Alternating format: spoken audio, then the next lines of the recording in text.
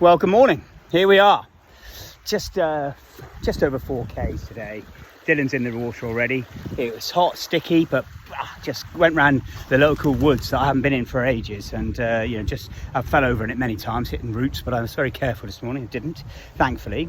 But having had another boozy weekend with good friends down in on the south coast near the Witterings, Bracklesham Bay, the brilliant Steve Grant and Karen hosted a lovely party, and Bonnie and I went down, and Tony Riley, my old schoolmate, was there, and we had a swim yesterday. We had a bit of a night the night before, and it was great to see him. And watched the England Ireland game before, and a couple of Guinness before we went to the party.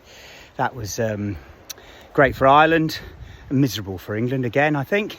And that's a note on disappointment, because of course yesterday the Lionesses played their match and lost 1-0. But my God, what a bunch of girls. I love their attitude, I love the coach, I love their approach, the culture they've created, and the way, their resilience they showed, the skills they showed.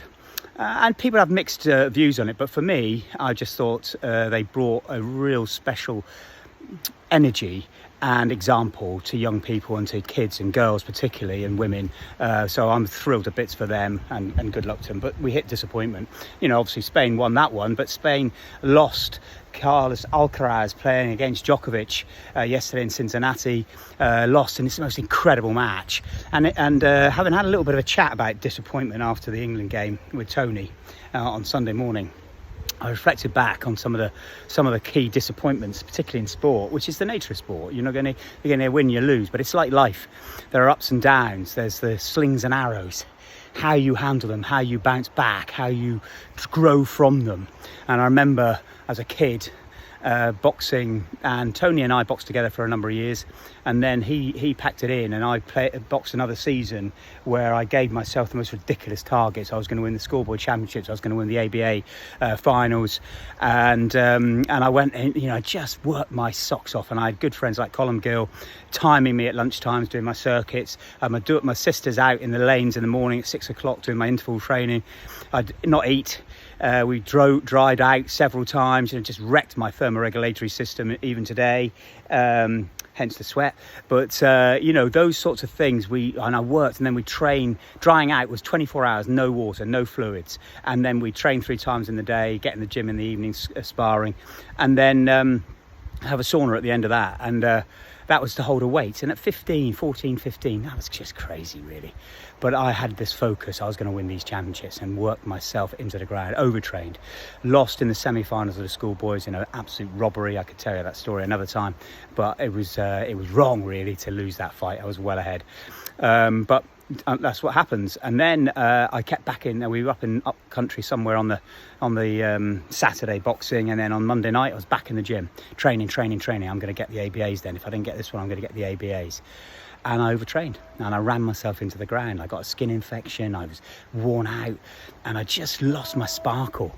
But somehow, and then just got introduced into meditation, transcendental meditation, by Alan Sanagar, who we'll see in a few weeks' time, our old boxing coach, an amazing guy. And we and Tony and I started meditation. Well, that helped me in this quite dark area I was in, but somehow I managed to get through to the semi-finals of the ABAs. And I'm in London. We're at the Manor Street Bath, famous old boxing gym and grounds. I was first up, and I determined I was going to do my meditation before I went in that ring. And so I'm in the side of the changing rooms, in the toilets, quietly do my meditation, when I hear Drury and Thompson get gloved up. And I thought, no, I'm not ready yet. I'm going to do my meditation. 3 times they called me, and 3 times I ignored it, and eventually I got to the ring. I think I'd psyched the guy out. Dean Thompson, his name was. He'd won the schoolboy championships against the bloke I lost to in the final, a guy called Hood, in the semi-finals. And anyway, I get in, I win. Unbelievable. And go through to the finals. Who I come up against, a lad I'd stopped earlier in the season in the first round, murdered him. He went on to box for England, lovely boxer, beat me by 1 point. That day, I can still feel it. That day of losing that fight, thinking I'd won it, and losing that fight, and sitting on a table outside the changing rooms, crying my eyes out. I was in pieces. I thought the whole world had fallen apart, but of course it hadn't.